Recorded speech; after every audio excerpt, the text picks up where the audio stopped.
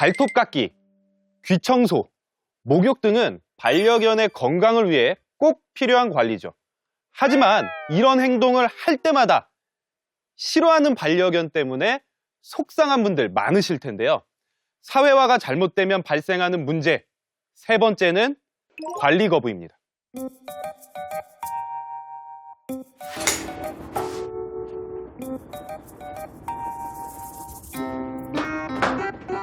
세로민의 가족에게 목욕은 큰맘 먹고 해야 하는 일이었는데요.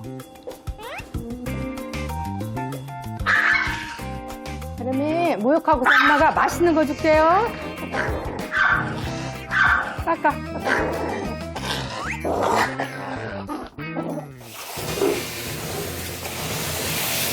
목욕하자.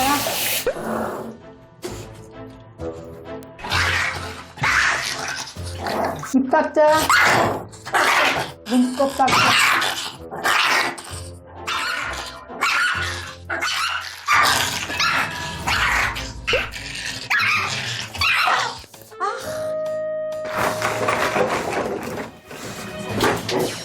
그래.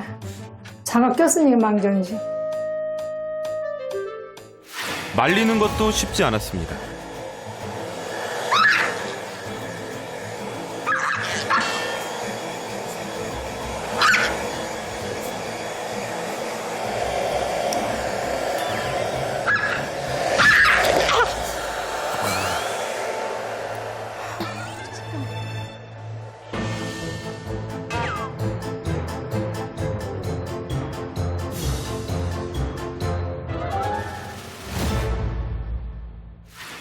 세롬이는 생후 3개월에 심각한 피부병으로 털을 민 뒤 네칼라를 하고 지내야 했습니다. 첫 미용 때 생긴 트라우마로 터치에 예민하게 반응하고 목욕까지 거부하게 된 상황이었는데요. 기다려, 우리.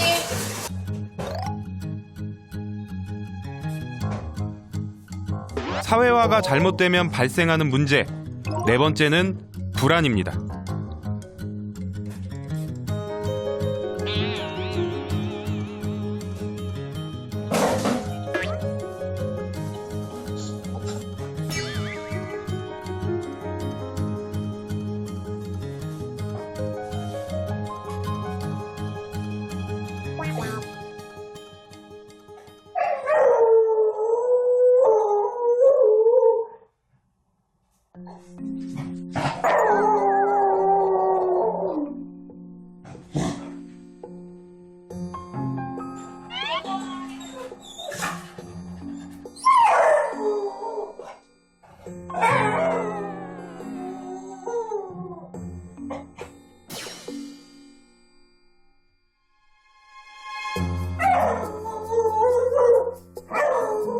비구리는 아주 어릴 때부터 24시간 보호자와 함께 지내면서 사람과 분리되는 것을 극도로 두려워하게 된 경우였습니다.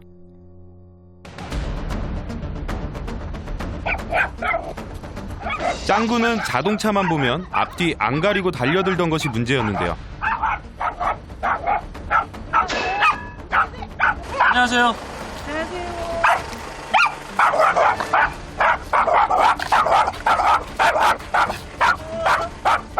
차에 바로 막 달려드네.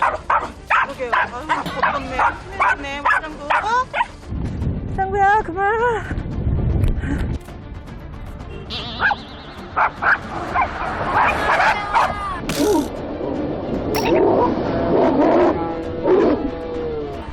짱구! 아우, 위험하게 해. 짱구 왜 그래?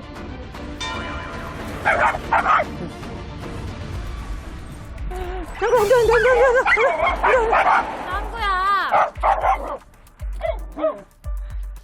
저희는 차에 많이 달려들어요. 작은 차보다 큰 차에 더 달려들어요.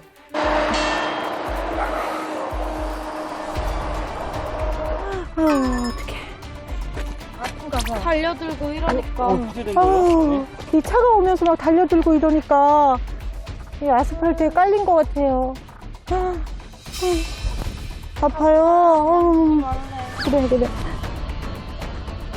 사회화 시기를 제대로 보내지 못해 정서적 불안이 심각한 상태로 보였습니다.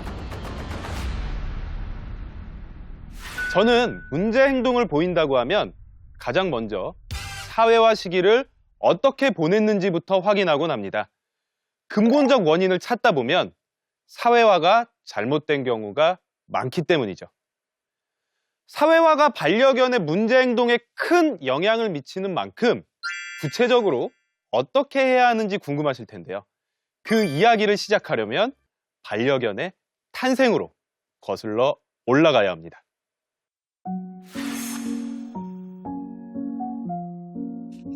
하늘 잘한다, 우리 하늘이.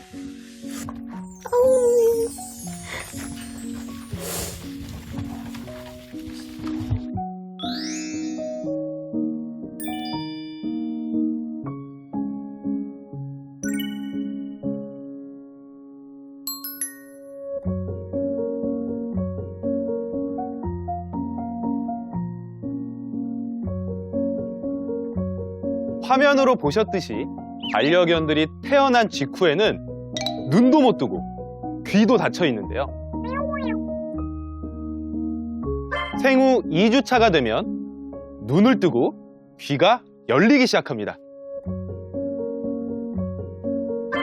생후 3주가 되면 서고 움직이며 본격적으로 활동을 하게 되는데요. 이때부터가 아주 중요한 시기입니다. 감각이 형성되고 주변 환경을 탐색하기 시작하면서 위대한 사회화의 첫걸음이 시작되기 때문입니다. 사회화는 크게 2단계에 걸쳐 이루어지는데요. 3에서 8주까지를 1차 사회화, 8에서 16주까지를 2차 사회화로 봅니다. 1차 사회화는 개가 되기 위해 배우는 시기인데요.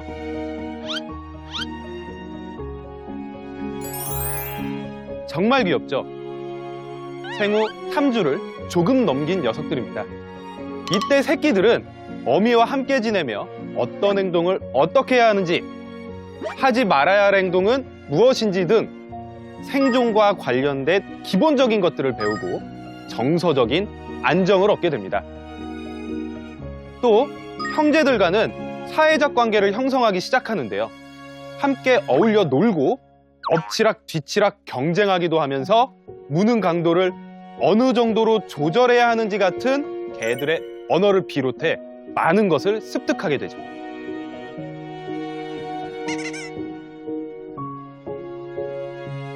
뭐든 첫 단추가 중요한 법, 사회화 역시 마찬가지입니다. 1차 사회화가 잘못되면 자라서 문제 행동을 보일 확률이 무려 213% 높아지는데요. 그래서 새끼를 입양할 경우 어미, 형제들과 최소 2달 1차 사회화 시기를 함께 보내도록 한 뒤 가족으로 맞이하는 것이 반려견과 보호자 모두를 위해 좋습니다. 생후 8에서 16주 2차 사회화 시기에는 사람과 함께 살아가는 법을 배우게 됩니다. 가족 이외의 새로운 사람, 다른 동물들을 만나고 다양한 환경과 여러 가지 자극을 접하면서 경험을 쌓아갈 필요가 있죠.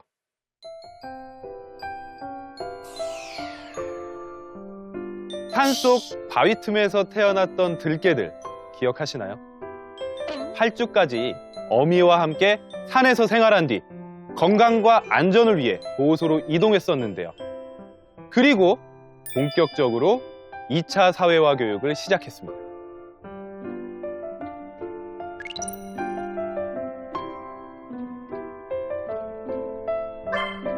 어릴 때부터 사람의 손에 익숙하게 해주는 핸들링 교육은 제일 중요한 사회화 교육 중 하나인데요. 자연스럽게 터치하면서 우리 아이들이 좋아하는 간식을 주는 겁니다. 귀나 발을 만지면 싫어하는 아이들도 정말 많은데요. 어릴 때부터 이렇게 만져지는 연습을 하면 나중에 귀 청소를 하거나 약을 발라야 할 때도 훨씬 더 수월하게 할 수 있습니다. 그렇지, 그렇지. 자, 뭘 해볼 거냐면 익숙하지 않다 보니 아직은 조금 싫어하는 모습이죠. 이 자세는 병원에서 엑스레이나 초음파를 찍을 때 하게 되는 가장 기본적인 자세인데요. 역시나 미리 연습해 둔다면 병원에 가서도 덜 불안하겠죠?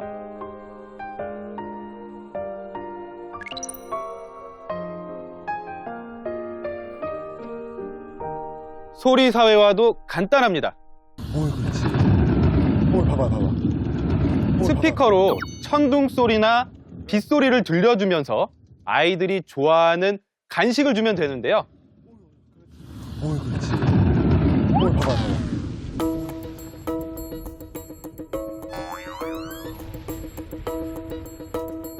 이 녀석 많이 놀란 것 같죠? 이렇게 무서워하는 것 같으면 소리 크기를 조금 낮춰서 들려줍니다. 차근차근 단계를 높여나가는 게 무엇보다 중요하다는 것 꼭 기억하세요. 이 시기에는 스폰지처럼 모든 걸 흡수합니다.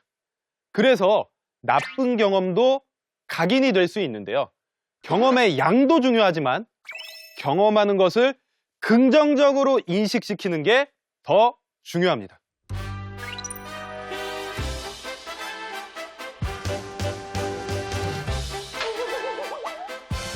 하나, 둘, 셋. 일상과 전혀 관련이 없어 보이죠? 하지만 해야만 하는 이유가 있습니다. 강아지들이 예민한 거, 움직임. 움직임에 대해서 많이 경험을 해보지 못하면 나중에 이런 게 훅 지나가면 깜짝 놀라거나 거기에 대해서 짖고 공격적인 모습을 보일 수 있어서 생활하면서 이런 거 좀 이렇게 쓰러뜨릴 수 있잖아요. 이런 거에 깜짝깜짝 놀란 친구들이 진짜 많아요. 그래서 특히 소심하고 불안한 아이들에게 도움이 되는 교육입니다.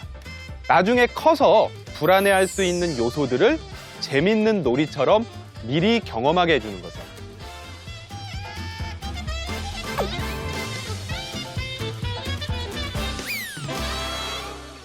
그러면 그때는 절대로 억지로 하면 안 돼요. 지금도 보시면은 약간 하품하고 소리에 좀 민감하잖아요. 그러면 지금 이 자극은 보스한테 조금 높은 거죠. 이렇게 억지로 있는 상태에서 만약에 더 하라고 하면 약간 아빠나 가족들한테 우리 친구한테 신뢰도가 떨어질 수 있어요.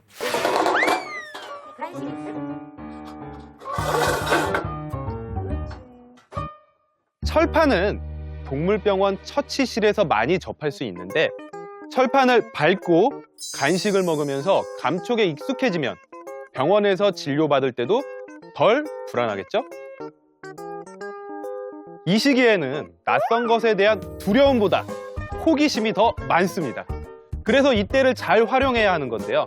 우리가 창의력을 발휘해서 평소에 잘 해보지 못한 경험을 많이 시켜줘야 합니다.